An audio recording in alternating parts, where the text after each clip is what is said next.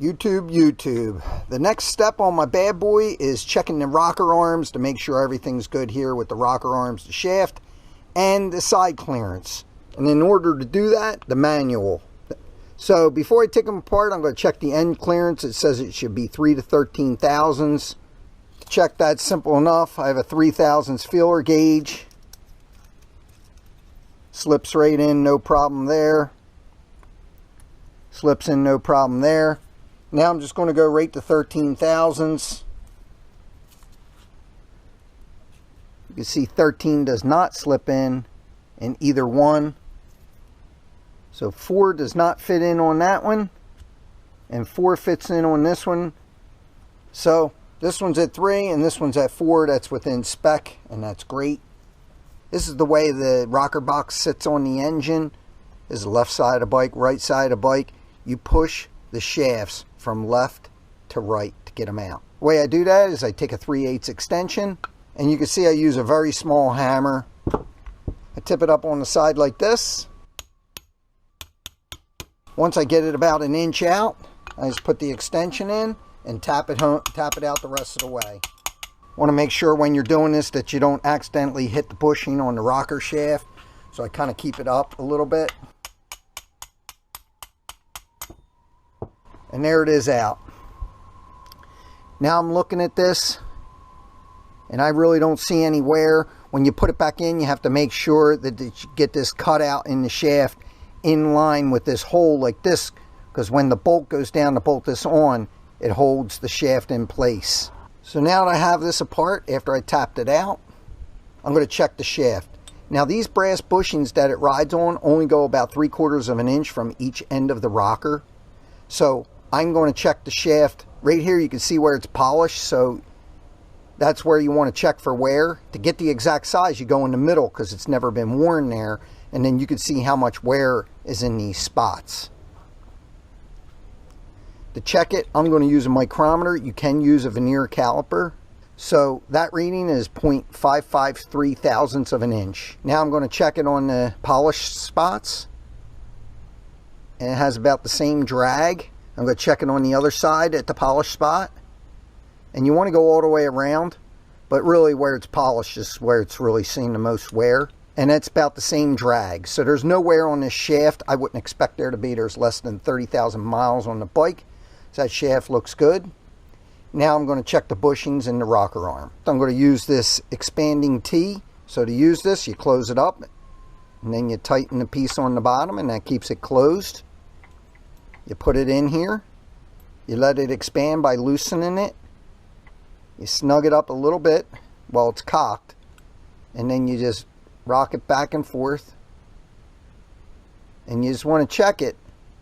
Now once you get that out, you want to get your micrometer, and then you're going to check this reading to get what your clearance is. That reading is 0.555. So there's a thousandths and a half of clearance. I go back and it says the shaft fit in the bushing loose is a 0.5 thousandths to 2 thousandths. So that's right in spec at 1.5 thousandths. So that's all good. Now I'm going to put this back together. But before I put it back together, I'm going to put a little assembly lube on it. This is one of the reasons you check these. You can see right there, it's got a big hardness spot missing, and it's kind of pitted. I can feel that with my fingernail. It's getting at least 1 rocker arm, probably 4 at this point. And that's why you do these checks.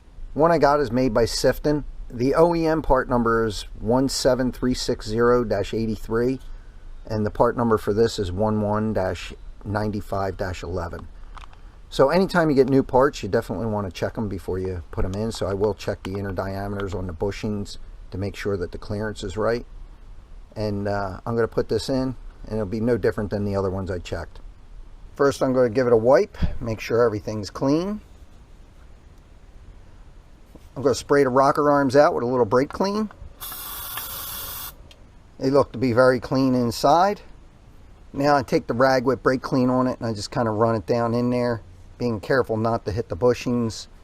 Give it a little turn. That's nice and clean, so everything's good there. Again, you can check your fit. You can see it's nice and free. Now I'm going to hit both bushings with some of this Max Tough Synthetic Assembly Lube by Royal Purple.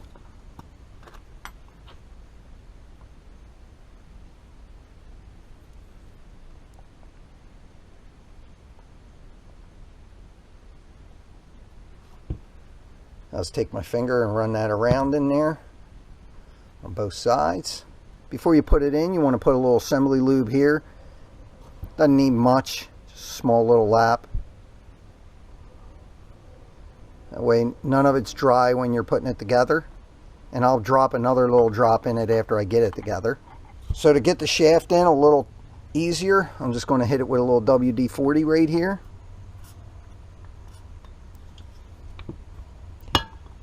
Then when you're putting it in, you want to make sure that this little notch is in line with this so that the bolt can go down in it.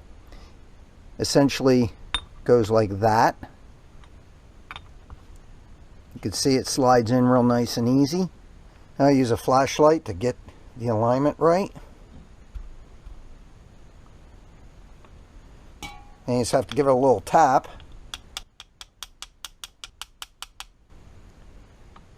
And I can see it's not quite right. It has to be rocked back a little bit. So I'm going to tap it back out to get it aligned properly. That appears to be right on the money right there, and I believe that the bolt, if it's not quite aligned, will align it the rest of the way when it goes in. So the last thing you want to do is double check the side clearance now that you put it back together. This one was at 4, I'll check it at 3. 3 goes in, no issue. 4 goes in. It seems to be right with 4. It's a little bit, there's some drag there, and let's see what 5 looks like. 5 will not go in. So that one's at 4 thousandths end play. So that's how you check your rocker arms. That makes this one right. I'm going to do the rest of them off camera. Thank you for watching. If you haven't, like and subscribe. Helps my channel with the algorithm, whatever the heck an algorithm is. I appreciate it, and thank you.